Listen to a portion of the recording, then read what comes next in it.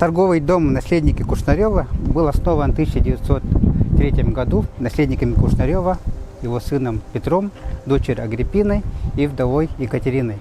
Главная контора торгового дома находилась в Якутске, а во всех крупных населенных пунктах Якутской области, а также в Киренске, находились филиалы и торговые точки.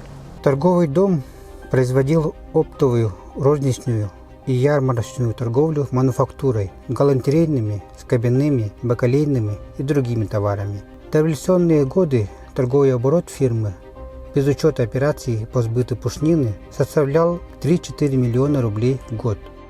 Петр Кушнарев за заслуги в строительстве электростанции, здания музея, библиотеки и снабжения края был удостоен звания почетного гражданина Якутска. В советский период в здании находились НКВД, Госбанк, Якутский филиал Академии наук страны.